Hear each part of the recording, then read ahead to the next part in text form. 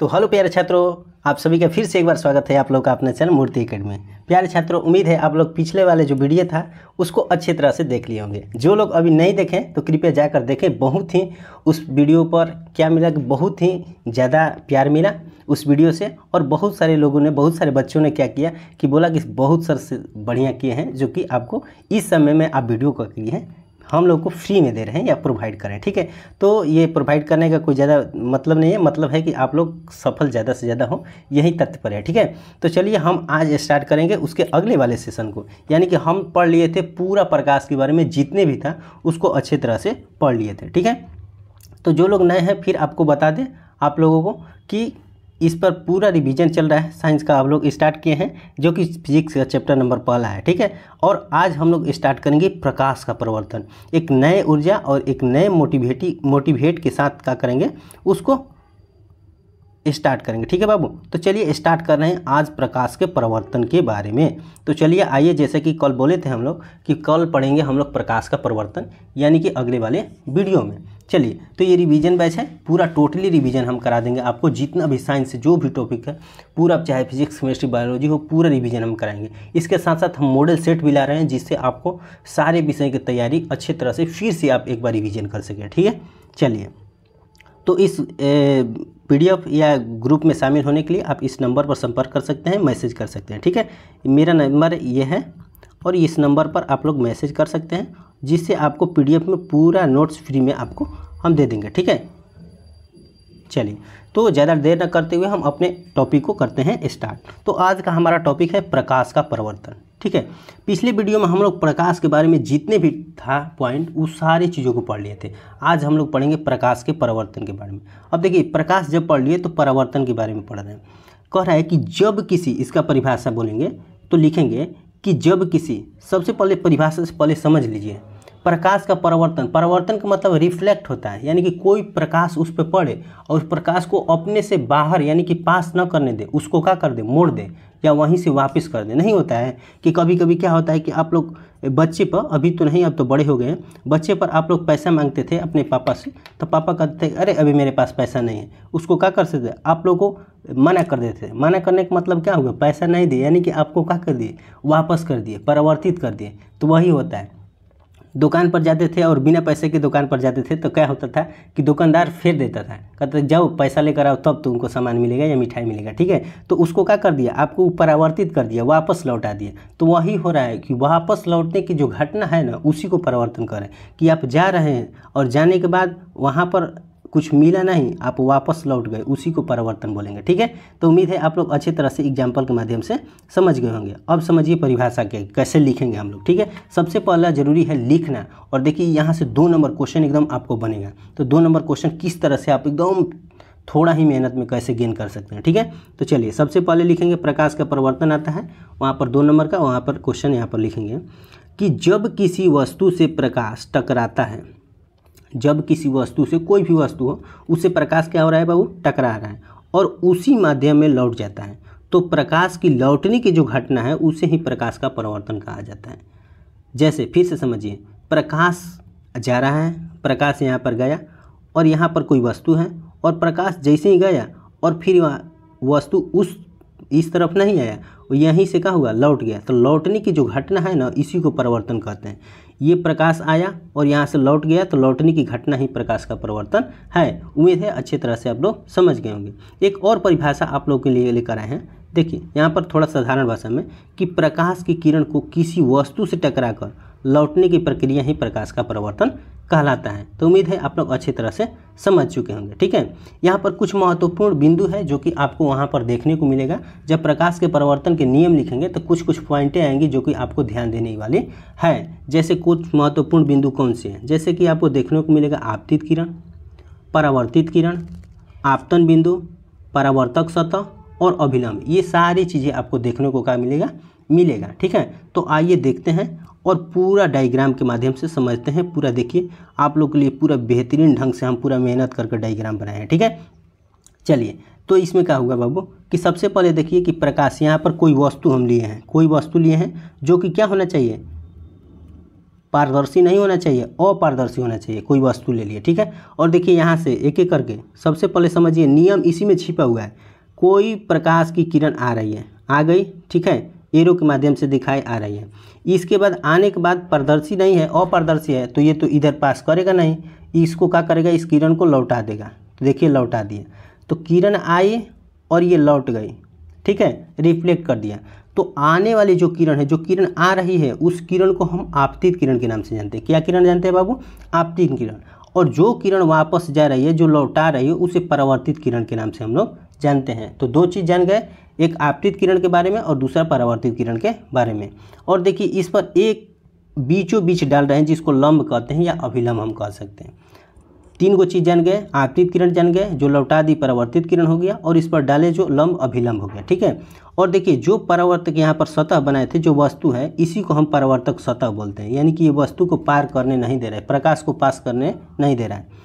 और जहाँ पर ये तीनों बिंदुएं मिल रही हैं, जहाँ पर ये तीनों बिंदुएं मिल रही हैं, अगर चाहेंगे तो कलर देखिए हम चेंज कर रहे हैं। जहाँ पर ये तीनों बिंदुएं मिल रही हैं, यहाँ पर मिल रही है ना, इधर वाले किरण आ रही है तो वो भी मिल रही है, इधर वाली किरण ये भी मिल रही है, और ये जा रही दोनों, तो जिस बिंदु पर मिलेगी उसको आपतन बिंदु बोलेंगे।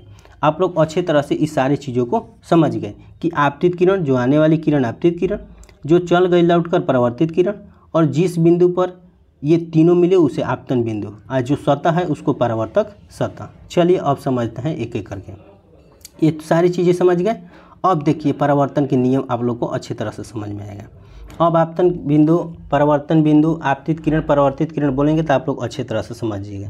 देखिए परावर्तन के दो गो नियम होता है। पहला नियम कहता है कि आपतित किरण, परावर्तित किरण तथा आपतन बिंदु पर डाले गए अभिलंब तीनों एक ही समतल तल में होते हैं। चाहे आपतित किरण हो, आपतित किरण, परावर्तित किरण लौटा दी तथा आपतन बिंदु पर डाले गए अभिलंब तीनों एक ही समतल तल में होते हैं। ये पहला नियम है, किसका? परावर्तन का पहला नियम है, ठीक है। चलिए दूसरा नियम बाबू का कहता है कि आपतन कोण परावर्तन कोण के बराबर होता है। ये तो आप लोग को अभी बताया नहीं है कि ये आपतन कोण कहाँ होता है और परावर्तन कोण होता है। सबसे पहले इसको समझिए, तब आप समझिएगा कि आपतन कोण कैसे होता है, ठीक है। देखिए आपतन कोण कैसे हो रहा है। यहाँ पर ये किरण आ रही है, आपतित किरण हुई, और यहाँ पर ये है अभिलंब, ये तो आप लोग जानते हैं। इसके बीच के जो कोण बन रहे हैं उसी को हम लोग आपतन कोण बोलेंगे। यानी कि कह सकते हैं कि आपतित किरण तथा अभिलंब के बीच के कोण को क्या बोलेंगे? आपतन कोण बोलेंगे। उसी तरह यहाँ पर ये गई तो परावर्तित किरण हो गया, ठीक है, और ये अभिलंब है, तो परावर्तित किरण और अभिलंब के बीच के जो कोण है उसे परावर्तन कोण बोलेंगे। फिर से समझिए, आपतित किरण और अभिलंब के बीच के आपतन कोण और परावर्तित किरण और अभिलंब के बीच के परावर्तन कोण कहते हैं। अब समझिए इसके दूसरे नियम को। दूसरा नियम यही कह रहा है कि आपतन कोण जो है ना, परावर्तन कोण के बराबर होता है। यानी कि आपस में दोनों बराबर होता है। बराबर कहने का मतलब कि जितना ये होगा, जितना आई होगा उतना ही आर होगा। आपतन कोण को स्मॉल आई से सूचित करते हैं और परावर्तन कोण को स्मॉल आर से। यानी कि आई 2 होगा तो ये भी 2 होगा, ये 4 होगा तो ये भी 4 होगा। यानी कि आपस में ये दोनों का है, बराबर है, जुड़वा है कह सकते हैं, ठीक है। चलिए तो आप लोग परावर्तन के नियम समझ लिए अच्छे तरह से। परावर्तन क्या होता है, परावर्तन के कितने नियम होता है, किस तरह से लिखा जाता है, बहुत बेहतरीन ढंग से आपको समझाने का प्रयास किया, ठीक है। उम्मीद है आप लोग अच्छी तरह से समझ भी गए होंगे। अब लिखने को यहाँ से 2 नंबर का आता है, क्वेश्चन एकदम फटाफट से लिख दीजिएगा और ये डायग्राम बना दीजिएगा, 2 नंबर आपको पक्का मिल जाएगा, ठीक है। चलिए अब आपतन कोण के बारे में अभी बढ़ाए हैं कि आपतित किरण और अभिलंब के बीच के कोण को आपतन कोण कहेंगे। इसे स्मॉल आई से प्रदर्शित करते हैं, ठीक है। उसी तरह परावर्तन कोण, तो परावर्तन कोण क्या होता है? परावर्तित किरण एवं अभिलंब के बीच के कोण को परावर्तन कोण कहते हैं। इसे स्मॉल आर से प्रदर्शित करते हैं या सूचित करते हैं, ठीक है। चलिए अब समझते हैं दर्पण के बारे में। बहुत ही इंपॉर्टेंट टॉपिक आ गया जो कि दर्पण है। यहाँ से भी बराबर क्वेश्चन आपको मिलेगा। जैसे ही दर्पण खत्म करेंगे वहाँ पर प्रतिबिंब देखेंगे कि प्रतिबिंब किस तरह से बनता है, और यहाँ से देखिए 5-5 नंबर का क्वेश्चन आता है, ठीक है। तो पूरा ध्यान से कॉन्सेंट्रेट होकर इसको क्या कीजिएगा, वीडियो को देखिएगा, ठीक है। दर्पण, दर्पण का मतलब क्या होता है? मिरर। मिरर का मतलब जिसमें हम चेहरा देखते हैं, नहीं कहते हैं कि दर्पण लाइए उसमें चेहरा देखना है, तो वही है दर्पण, ठीक है। यानी कि दर्पण में क्या होता है कि प्रकाश को रिफ्लेक्ट हमेशा करेगा, वो प्रकाश को अपने ग्रहण नहीं करेगा, हमेशा बाहर बिकेगा, ठीक है, बाहर भेज देगा। आप लोग देखते होंगे कि जैसे आप फेस देखते होंगे तो फेस तरह का आपका उधर से भी फेस दिखाता है, यानी कि आपका जो क्या है वो आपका भी फेस आपको लौटा रहा है, ठीक है। इसका कहने का मतलब यही होगा कि आप इधर से देखिएगा अपना फेस, तो उधर से दर्पण में अब उसका अपना फेस क्या करेगा, विदा कर देगा आपका। ठीक है, चलिए तो दर्पण का सबसे पहले परिभाषा क्या होता है बाबू, इसको समझते हैं। दर्पण का मतलब मिरर होता है। कह रहा है कि एक ऐसा चिकना तल जिसके एक पृष्ठ पर पॉलिश या कलई करके दूसरे पृष्ठ को परावर्तक बना दिया जाए तो उसे ही दर्पण कहा जाता है। मतलब शीशा इसका सबसे बड़ा एग्जाम्पल है। यानी कि शीशा में आप लोग देखे होंगे कि शीशा को जब प्लास्टिक हटाइएगा, शीशा यानी कि दर्पण जो हम लोग चेहरा देखते हैं, तो उसमें देखे होंगे कि एक तरफ पेंट हुआ रहता है, एक तरह का रहता है पेंट रहता है। और पेंट पर क्या होता है कि जैसे हम लोग इस पर प्रकाश डालते हैं तो प्रकाश को क्या करता है, बाहर देखते हैं। इसका आप एक्सपेरिमेंट किए हैं बच्चे में, जब आप लोग देखते होंगे कि कभी धूप से छांव में प्रकाश को क्या करते थे, रिफ्लेक्ट करते थे, कि शीशा लेकर और शीशा चमकाते थे। ठीक है, तो वही है प्रकाश का परिवर्तन। ठीक है, वहाँ पर प्रकाश पड़ रहा है और प्रकाश को भेज दे रहा है, प्रकाश पड़ रहा है प्रकाश को भेज दे रहा है, प्रकाश पड़ रहा है प्रकाश को भेज दे रहा है, यानी कि प्रकाश को क्या कर रहा है, भेज दे रहा है, रिफ्लेक्ट कर दे रहा है। ठीक है, तो वही है, एक तल उसको चिकना कर देना है और क्या कर देना है, पॉलिश कर देना है, और दूसरे पृष्ठ को परावर्तक बना देना है, उसे ही हम लोग दर्पण कहा जाता है। उम्मीद है दर्पण के बारे में आप लोग अच्छे तरह से समझ चुके होंगे। ठीक है, देखिए दर्पण दो तरह के होते हैं। दर्पण कितने प्रकार के होते हैं बाबू, दो तरह के होते हैं, यानी कि दो प्रकार के होते हैं। एक होता है समतल दर्पण और दूसरा होता है गोलीय दर्पण। पहला है समतल दर्पण और दूसरा है गोलीय दर्पण। अब समतल दर्पण के बारे में पढ़ेंगे, इसके बाद गोलीय दर्पण के बारे में हम लोग पढ़ेंगे। ठीक है, तो समतल दर्पण का मतलब प्लेन मिरर होता है, प्लेन मिरर इसको इंग्लिश में कहते हैं। तो इसका परिभाषा होगा कि वैसा दर्पण जिसका परावर्तक पृष्ठ समतल हो, एकदम समतल हो, कर्व नहीं हो, एकदम सीधा। समतल का मतलब पूरा सीधा हो। ठीक है, जिसका परावर्तक जो पृष्ठ है, परावर्तक पृष्ठ का मतलब जिसमें पेंट किया गया है, पॉलिश किया गया है, कलई किया गया है, वो क्या हो, एकदम समतल हो, उसे क्या कहेंगे हम लोग, समतल दर्पण के नाम से जानते हैं। तो उम्मीद है परिभाषा के बारे में आप लोग अच्छी तरह से समझ चुके होंगे। अब देखिए समझते हैं उसके विशेषताएं के बारे में। जिस तरह से प्रकाश के गुण देखे थे, उसकी विशेषता देखे थे, उसी तरह से समतल दर्पण के विशेषता के बारे में, इसकी क्या क्या विशेषताएं हैं। ठीक है, और देखिए यहाँ से बराबर क्वेश्चन ऑब्जेक्टिव में क्वेश्चन आपको मिलता है और अति लघु में क्वेश्चन यहाँ से बनता है। ठीक है, तो यहाँ पर थोड़ा ध्यान देने योग्य बातें कौन कौन से, इसको समझिएगा। देखिए पहला पॉइंट क्या है, पहला पॉइंट कहता है कि समतल दर्पण द्वारा बना प्रतिबिंब सीधा और आभासी होता है। देखिए समतल दर्पण द्वारा बना प्रतिबिंब के बारे में तो हम आगे चर्चा करेंगे, लेकिन फिर भी यहाँ पर हम चर्चा कर दे रहे हैं थोड़ा सा कि प्रतिबिंब क्या होता है। प्रतिबिंब का मतलब आपका जो जिधर से आप देखें उधर से आपको दे उसे, तो आप चेहरा देखते हैं शीशा में तो कैसा दिखाई देता है, सीधा तो दिखाई देता है। ये नहीं ना है कि आप चेहरा देखते हैं तो उल्टा दिखाई देता है। आप हैं कपार ऊपर है पैर नीचे है तो आपका पैर नीचे हो जाता है, सिर नीचे हो जाता है और पैर ऊपर हो जाता है, इस तरह से तो दिखता नहीं है। यानी कि सीधा इधर भी दिखाई देता है, इधर भी उसी तरह दिखाई देगा। ठीक है, लेकिन क्या होता है कि आभासी होता है। आभासी का मतलब हम उसको महसूस खाली कर सकते हैं, छू नहीं सकते हैं। ठीक है, आभासी का मतलब महसूस कर सकते हैं। तो आप चेहरा देखते हैं तो चेहरा उस तरह से आपका यही फेस दिखाई देता है, लेकिन आभासी दिखाई देता है। ठीक है, तो वही है, वास्तविक नहीं है वो। तो यही है पहला पॉइंट कि ये क्या करता है कि इस दर्पण में, समतल दर्पण में हम प्रतिबिंब हमेशा सीधा देखते हैं और आभासी इसका बनता है। ठीक है, चलिए दूसरे पॉइंट की बात करते हैं। दूसरा पॉइंट कहता है कि समतल दर्पण की फोकस तथा त्रिज्या नहीं निकाल सकते। क्यों नहीं निकाल सकते? क्योंकि देखिए ये एकदम बहुत छोटा, इतना छोटा से एकदम पॉइंट लेंगे। देखिए यहाँ पर समझा रहे हैं आपको, इतना छोटा सा पॉइंट लेंगे तब जाके समतल हो रहा है। ये कर्व है और इतना छोटा पॉइंट लेंगे तब समतल हो रहा है। और इतना बड़ा बड़ा दर्पण है तब इसमें डालेंगे तो बहुत अनंत पर बनेगा। जिसे कहने का मतलब फोकस और त्रिज्या एकदम अनंत हो जाएगा, बहुत दूर जाकर बनेगा। ठीक है, इसीलिए इसको गणना करते हैं कि इसकी हम गणना नहीं कर सकते, यानी कि अनंत पर बनता है। ठीक है, तो यहाँ पर लिखें इस पॉइंट में कि समतल दर्पण की फोकस तथा त्रिज्या हम नहीं निकाल सकते क्योंकि यह अनंत होता है। ठीक है, चलिए तीसरे पॉइंट की बात किया जाए तो तीसरा पॉइंट कहता है कि प्रतिबिंब का जो आकार है, प्रतिबिंब का आकार बराबर होता है। बराबर कहने का तात्पर्य यह है कि जितना आप यहाँ देखिएगा उतना ही उधर दिखाई देगा। ठीक है, बराबर एकदम प्रतिबिंब बनता है। यानी कि वस्तु को इतना ऊंचा रखे तो प्रतिबिंब भी इतना ही ऊंचा आपको पीछे में दिखाई देगा। ठीक है, तो यही कह रहा है कि इसका प्रतिबिंब का जो आकार होता है वो बराबर होता है। मान लेते हैं कि 2 सेंटीमीटर का इधर है तो इधर भी 2 सेंटीमीटर का उसका प्रतिबिंब बनेगा। इसमें बस समतल दर्पण की चर्चा हो रही है, समतल दर्पण में, दूसरे दर्पण में नहीं समझ रहा है, समतल दर्पण की बात कर रहे हैं। अगले पॉइंट की बात किया जाए तो कह रहा है कि समतल दर्पण में पार्श्व परिवर्तन हमेशा उल्टा होता है। ये पार्श्व परिवर्तन क्या होता है? पार्श्व परिवर्तन का मतलब होता है कि कभी कभी आप लोग देखे होंगे, नहीं देखे होंगे तो जाकर देखिएगा शीशा में, कि आप लोग कभी कभी दाहिना हाथ उठाते हैं तो लगता है कि बायां हाथ शीशा में दिखाई दे रहा है। कभी कभी ये घटना होता है कि नहीं आप लोगों के साथ, कि दाएं हाथ उठाएंगे तो लगेगा कि बाएं हाथ उठा रहे हैं, अगर बाएं हाथ उठाएंगे तो लगेगा कि दाएं हाथ उठा रहे हैं। यही है पार्श्व परिवर्तन। यानी कि अब दाएं हाथ उठाएंगे तो बाएं हाथ दिखाई देगा, और बाएं हाथ उठाएंगे तो दाएं हाथ दिखाई देगा। यही है पार्श्व परिवर्तन। यानी कि जो होता है वो दिखता नहीं है, जो दिखता है वो होता नहीं है। इसका मतलब यही हुआ। ठीक है, चलिए आगे बढ़ते हैं। उम्मीद है आप लोग इस पॉइंट को भी अच्छी तरह से समझ गए होंगे। अगले पॉइंट की चर्चा करते हैं। अगला पॉइंट है कि हम दर्पण से जितनी दूरी पर रहेंगे, प्रतिबिंब दर्पण से उतना ही दूरी पर बनेगा। यानी कि मान लेते हैं कि ये दर्पण हो गया मेरा, इधर पेंट कर दिए, पॉलिश कर दी, कलई कर दिए। मान लेते हैं कि दर्पण से यहाँ से हम दूरी है, इतना दूरी पर है, 5 सेंटीमीटर की दूरी पर है, तो हमारा प्रतिबिंब जो है ना, ये 5 सेंटीमीटर की दूरी पर हमें मिलेगा।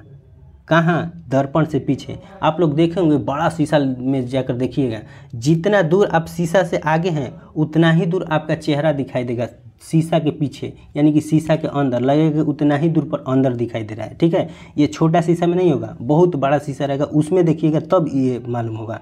ठीक है, तो यही कर रहा है कि हम दर्पण से जितना दूरी पर आगे रहेंगे उतना ही दूरी पर पीछे हमारा क्या होगा?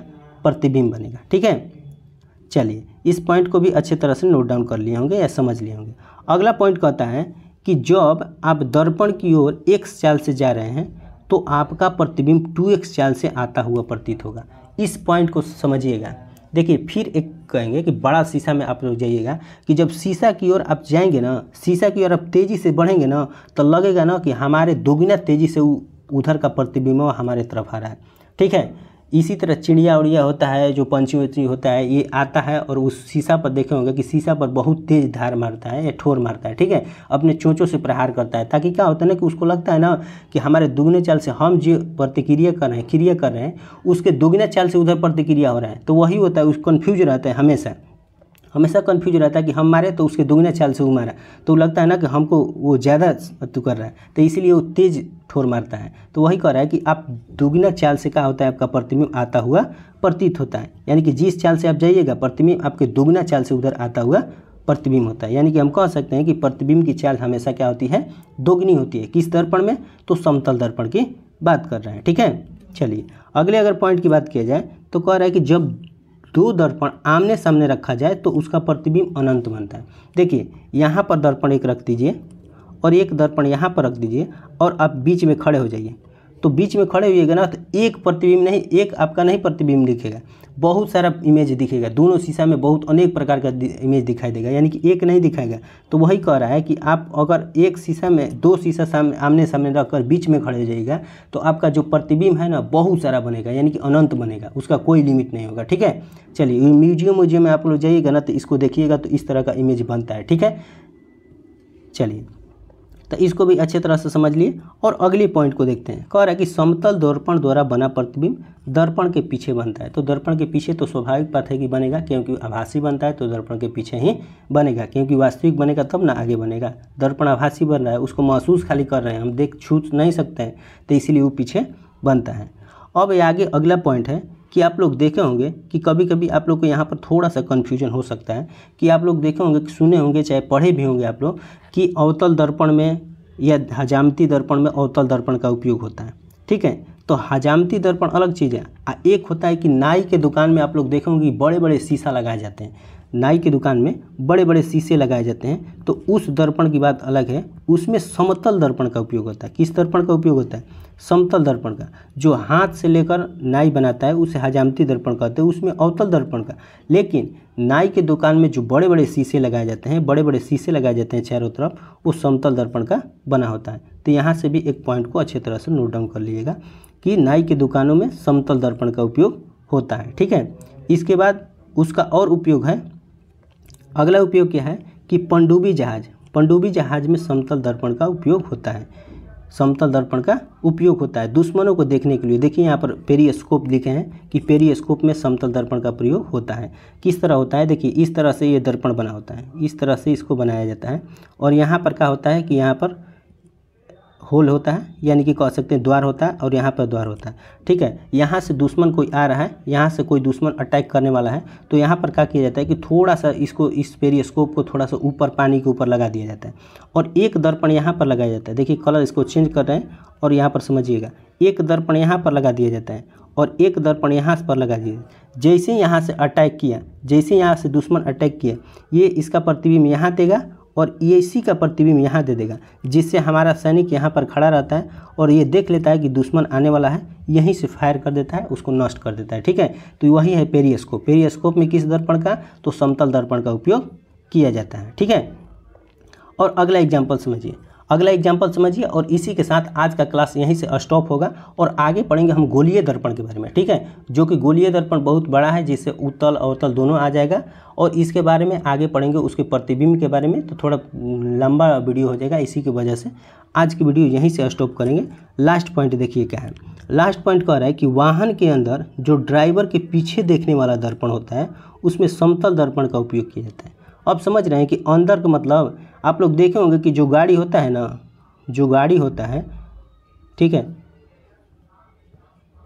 जो गाड़ी होता है, यहाँ पर एक शीशा लगा होता है, यहाँ पर आप लोग देखे होंगे कि एक शीशा लगा होता है, ऊपर एक शीशा लगा होता है, उसमें वो पीछे की वस्तु को देखता है। ये ड्राइवर है, जो ड्राइवर है वो पीछे के देखता है, तो पीछे के देखने के लिए क्या करता है ना, कि इसमें समतल दर्पण का उपयोग होता है। जो ड्राइवर के सिर के जस्ट ऊपर में छोटा सा एक शीशा लगा होता है, आप लोग देखे होंगे कि उसमें क्या होता है ना, कि समतल दर्पण का उपयोग होता है, जिससे वो पीछे की वस्तुओं को क्या करता है, या गाड़ी वाहन को क्या करता है, देखता है।